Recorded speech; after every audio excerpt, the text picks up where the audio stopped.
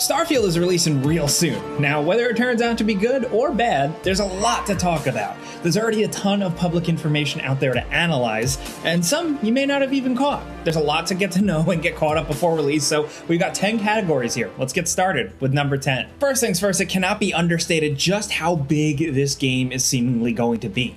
Now, from all the pre-release information we've heard and seen, it sounds really big. The Bethesda Fallout games were basically confined to a single city and the area around it. The Elder Scrolls games are set in entire countries, but in Starfield, there's no joke, this is from the developers themselves. Obviously, you have to see it to believe it, but they're saying it. Approximately 1,000 planets across about 100 solar systems. What? It's not a full galaxy, but it might as well be. That's an enormous amount of space, and there's going to be a lot to do in most of it. The main quest line is apparently going to be long all by itself. Bethesda estimates it's around 30 to 40 hours, which is way longer than any of their other main game quests, which, taken on their own, are actually quite short. It's everything else that usually makes their other games so long. So that doesn't sound like it'll be the case here. Even if you just stick to the main quest and avoid everything else, you'll probably still get your money's worth if that number is actually accurate. The main story is about the quest to find these mysterious artifacts with the help of a group called Constellation, who are explorers and adventurers. The game is definitely going for a kind of classic pulp sci-fi vibe with its story and setting. It's a kitchen sink approach to sci-fi, which will let Bethesda do pretty much whatever they want in this new sandbox, I guess. Now, we know that there will be 4 major settlements. New Atlantis, the capital of the United Colonies and the biggest city Bethesda apparently has ever built.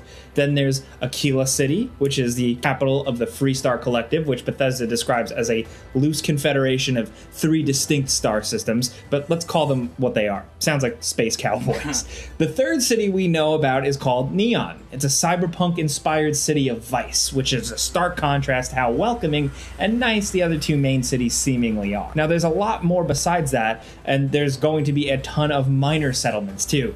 We just don't mean like generic shacks in the middle of a planet. These places are apparently still going to be pretty big and elaborate. Just from the trailers, some of these random locations look bigger than most major cities in other Bethesda games. But we'll talk more about planets and other settlements in a little bit.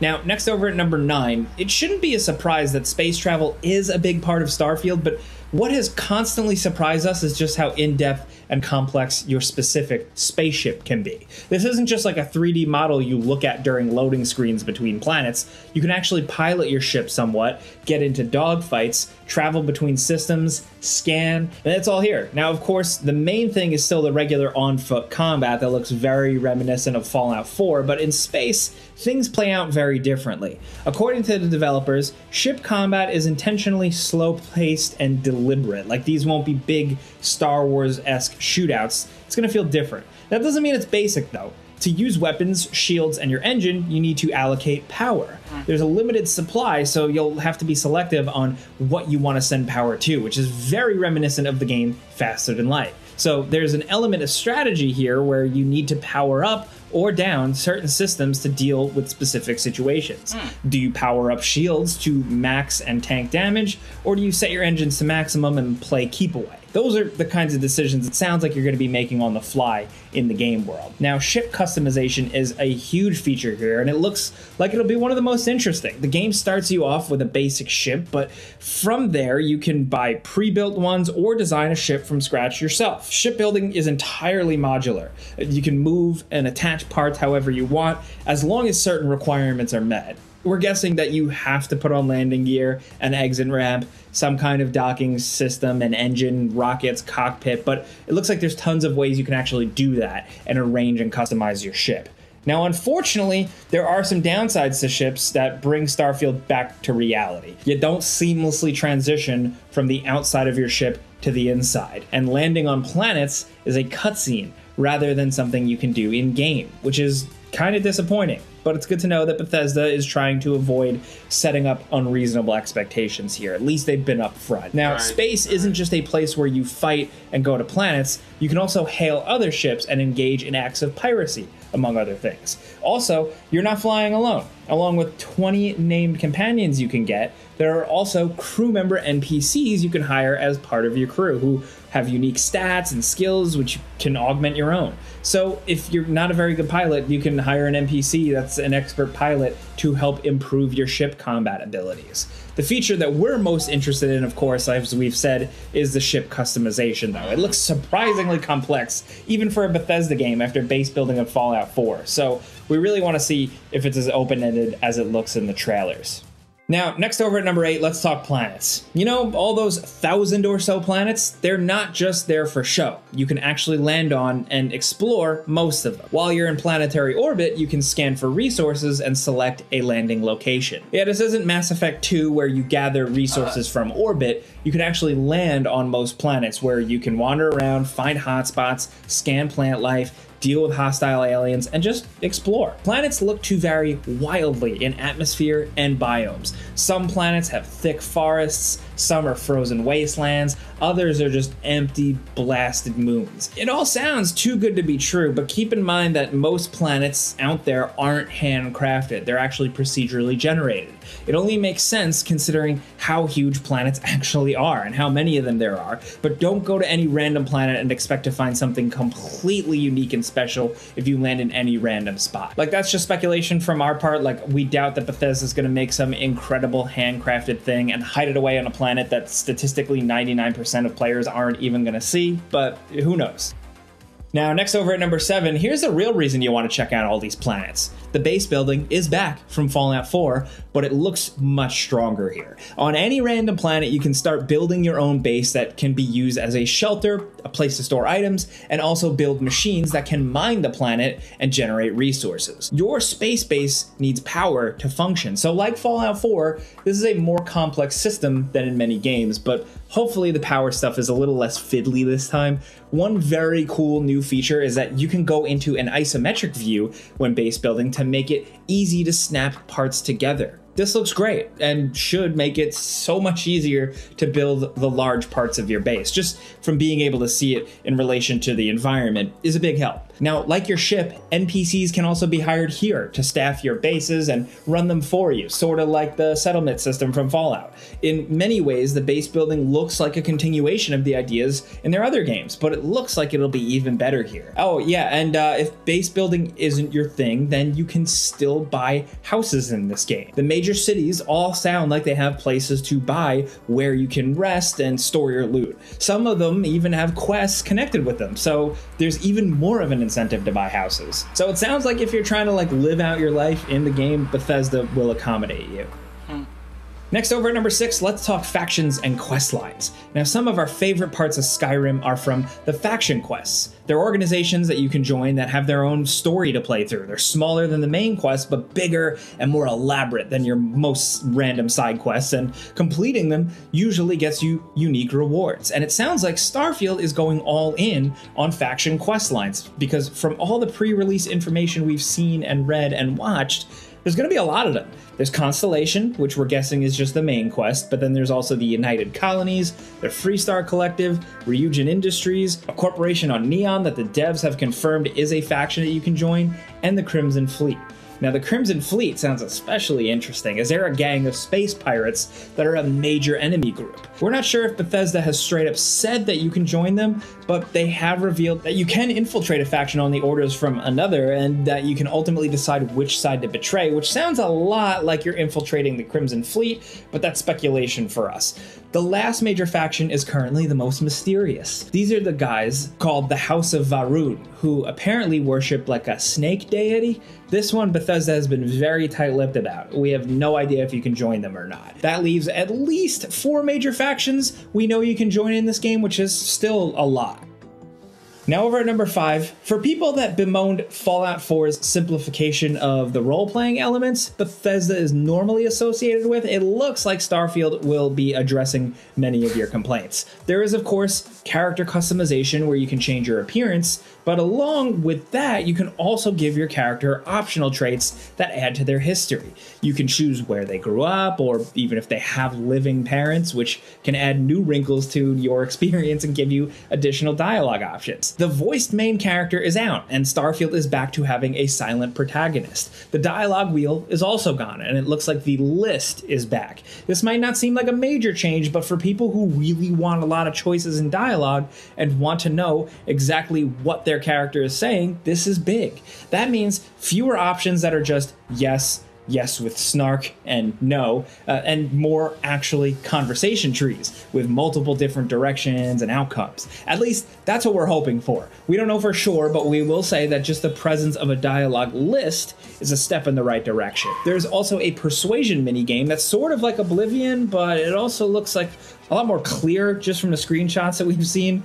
This is just from looking at pictures, but it seems like you get multiple options that are green, yellow, and red. Green are easier to pull off, red are harder, and you've got only so many turns to convince someone before the minigame fails. The speech system is closer to Fallout 3. It's chance-based rather than Fallout New Vegas, which just required you to have high enough speech skill and you'd always win. That means you always have a chance of winning a persuasion check in Starfield, but on the flip side, there's also always a slight chance that you can fail. So good luck. Next, over at number 4, Starfield has a skill tree, but it's not quite the same as what we got back in Fallout 4. In this game, there are multiple skill trees: physical, social, combat, science, and tech.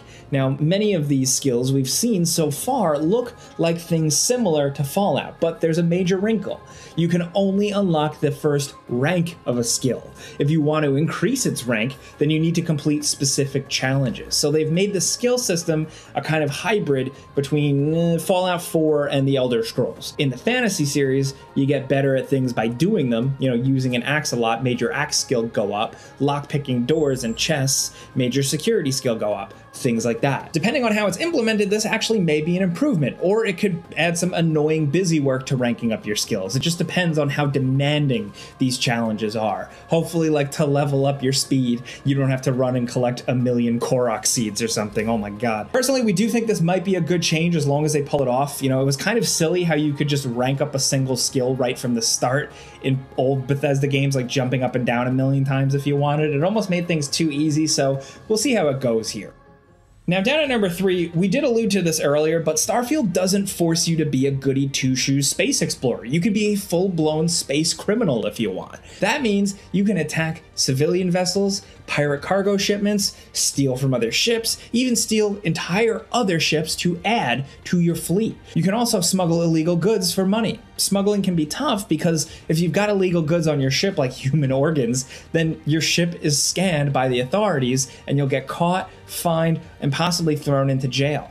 There are ways around the scans, though. You can buy special ship modules that can be used to hide things. I bet these things can't just be bought anywhere, though. Probably a lot harder to find. So there's actually a lot to do in Starfield if you want to be more of a bad guy, and we are all for that.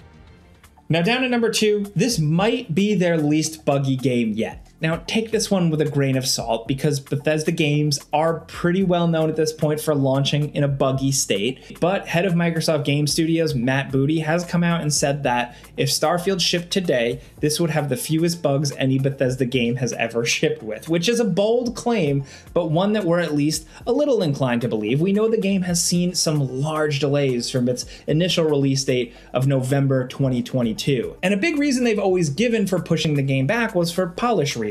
Now that Bethesda is owned by Microsoft and is now an Xbox console exclusive, there's even more pressure on the game to not only be good, but to break the stigma that Bethesda games are buggy. Yeah, we know. Todd Howard also said that Fallout 76 just works, and that game was a pretty rough mess for a while. It doesn't just work. But in this case, we're at the very least just hoping Starfield will be better. We don't think it'll be perfect, but hopefully it's not a disaster. I know we're probably going to have to eat these words when it finally launches, but we're just hoping for the best. The more games that release in a good state, the better. Now, down to number 1, some housekeeping and all that stuff you got to know. Starfield is almost upon us, and the game is releasing September 6th for Xbox Series X and S and PC through the Microsoft Store and Steam. Microsoft is real serious about this one. It's going to be on Game Pass day 1, which is big.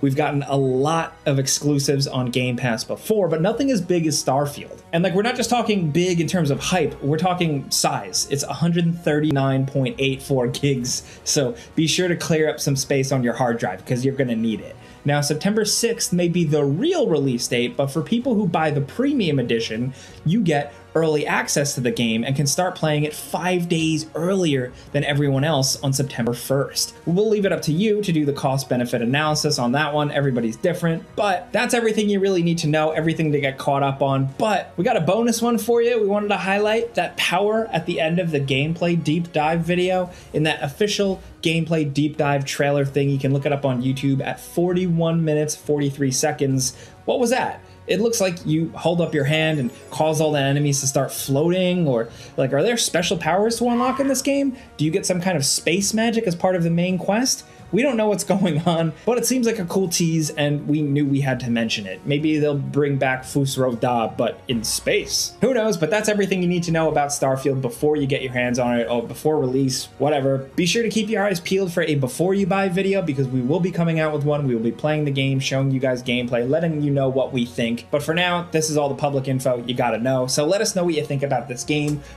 Alright guys, that game looks sick. I used to play video games a lot. I don't really play them as much as I used to anymore.